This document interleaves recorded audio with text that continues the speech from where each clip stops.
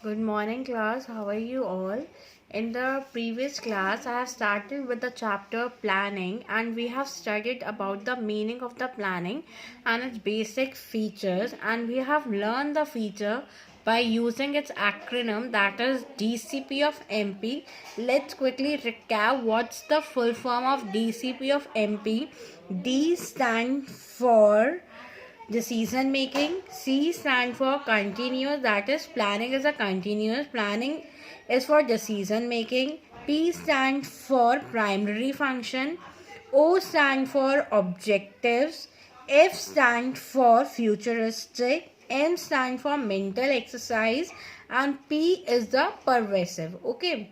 But in today's class, I am going to start with the importance of the planning. Why it is important to plan in advance. Let's start with the importance or significance or the benefit or merits of the planning. These are the different terms used for the similar words. Okay. Again, and for the importance, there is an acronym that is Dr. Sodhi. What does it mean, Dr. Sodhi? अगर हम simple use करें learn करने के लिए, हम ये use कर सकते हैं कि डॉक्टर सोडी अपने पेशेंट्स को कैसे ट्रीट करेंगे, उसके लिए क्या करेंगे, वो प्लान्स फॉर्म करेंगे. ठीक है, तो फटाफट से देखते हैं कि डी किसके लिए स्टैंड करता है. तो फर्स्ट इंपॉर्टेंट है हमारी planning provide direction. So D stand for direction. What does planning provide? Direction. By stating in advance how work is to be done, planning provides direction for action.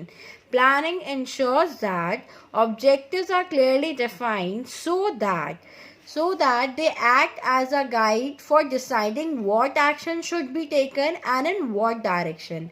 The outcome of this is that all the employees get direction and focus towards a particular end. So planning क्या provide करता है, हमारे को direction provide करता है. जो भी हमारे को एक्शंस परफॉर्म करने अपने ऑब्जेक्टिव को अचीव करने के लिए, उससे हमारे को एडवांस में ही क्या प्रोवाइड कर देगा, डायरेक्शन. ओके. इससे क्या होगा, अगर सब कुछ हम डिसाइड कर लेंगे कि हमारे को क्या काम करना है, कैसे एक्शन परफॉर्म करना है, किस डायरेक्शन में जाना है, उससे क्या होगा, एक फोकस एम्प्लॉय रहेगा और हमारा टारगेट अचीव हो जाएगा. Okay. Next point is planning reduce the risk of uncertainty. तो R stand for risk. Planning क्या करता है, प्लानिंग अनसर्टेनिटी को या रिस्क को रिड्यूस करने में हेल्प करता है. कैसे? Planning is always done for future which is full of uncertainties. Uncertainties and changes are unavoidable and planning cannot eliminate them. But planning enables the manager to look forward and anticipate change and take the appropriate step to deal with them. Thus, planning helps to reduce the risk of uncertainty.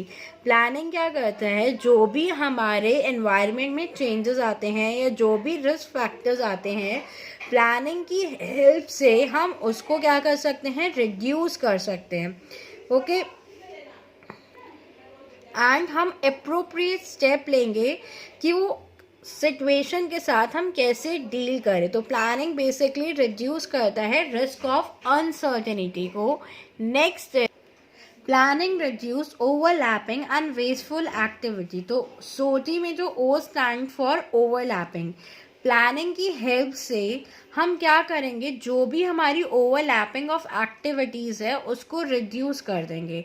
तो planning help करता है coordinate करने में, different activities को coordinate करता है, different departments को individual के बीच में, और एक clarity in thoughts and action provide करता है प्लानिंग की हेल्प से. मीन्स अगर हम प्लान करेंगे कि वर्क कैसे करना है, कौन उस वर्क को करेगा, रिसोर्सेज कैसे यूज़ करने हैं, तो हमारा क्या होगा, ओवरलैपिंग ऑफ वर्क क्या होगा, रिड्यूस हो जाएगा. किसी को भी कोई कंफ्यूजन या मिसअंडरस्टैंडिंग नहीं रहेगी. Okay, so planning helps in reducing the overlapping and wasteful activity. Next is planning promote innovative idea. Planning is thinking in advance what to do and how to do it. Therefore, new ideas take the shape of concrete plans. Thus, planning is closely related with the creativity and innovation. Planning is the most challenging activity for the management as it guides all the future actions leading to growth and prosperity of the business. So planning क्या करता है, innovative ideas को develop करने में help करता है कि जो भी हमने प्लान्स बनाए हैं वो हम किस बेसिस पे बनाएंगे, थिंकिंग पर, हमारे खुद के आइडियाज़ पे, और बहुत ज़्यादा चैलेंजिंग एक्टिविटीज़ को हम कैसे मैनेज करें उसके रिगार्डिंग हम प्लान्स को फॉर्मुलेट करते हैं. Next is planning facilitate decision making. Decision making में प्लान क्या करता है, हेल्प करता है. How? Decision making involve searching for various alternatives. So planning क्या करता है, डिसीजन मेकिंग में हेल्प करता है. कैसे? Decision making involve searching for various alternative course of action, evaluating them and selecting the best one. Evaluation as well as selection of the best alternative is determined with decision making. Suppose हमने काफ़ी सारे एक ही objective के लिए हमने अलग अलग person ने प्लान्स लेक डाउन करे. उस प्लान को हमने, हर एक प्लान को जो भी हमारे माइंड में आया हमने उसको एवेल्युएट करा, उसके हर एक प्लान के पॉजिटिव एंड नेगेटिव साइड देखे, उसमें से जो भी बेस्ट सूटेबल है प्लान हमारे ऑब्जेक्टिव को अचीव करने के लिए, हम वो वाला प्लान हमने क्या करा, डिसाइड करा. तो इसलिए प्लानिंग क्या इन्वॉल्व करता है, डिसीजन मेकिंग को इन्वॉल्व करता है. Okay, next point is planning establish standard for controlling. Planning क्या एस्टैब्लिश करता है, स्टैंडर्ड को. क्या स्टैंडर्ड का मतलब क्या होता है? Planning provide the objectives against which the actual performance is evaluated. A comparison of actual performance with the planned result helps to identify the deviation and to take the corrective action.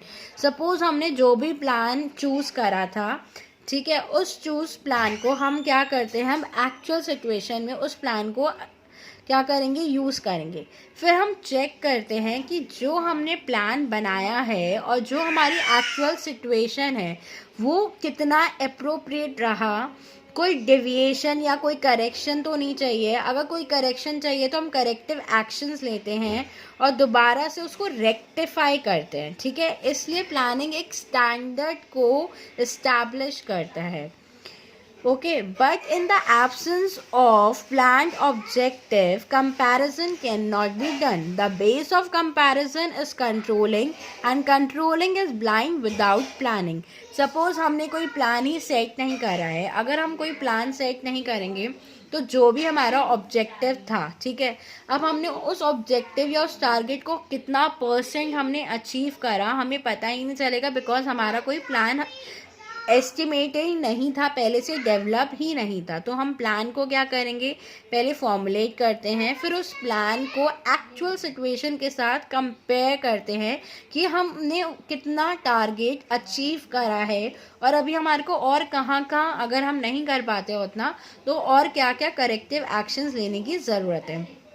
तो ये comparison किसकी वजह से होता है, controlling की वजह से. Controlling is blind without the planning. अगर हम कंट्रोल नहीं करेंगे चीज़ों को तो प्लानिंग भी ठीक से नहीं होगी. तो कंट्रोलिंग क्या है, it is blind without the planning. Okay, so these are the basic importance or the significance of the planning and its acronym is doctor सोडी. थोड़ा सा इंटरेस्टिंग बनाने के लिए हम कैसे लर्न कर सकते हैं कि डॉक्टर सोडी ने प्लान बनाया अपने पेशेंट्स को कैसे वो ट्रीट करे. ठीक है, तो D stand for direction, R stand for risk, S stand for standard, O stand for overlapping, D stand for direct decision making and I stand for innovative idea. So आज हम इतना ही करेंगे. Okay, we will do in the next class the planning process and the limitation. Till now, bye.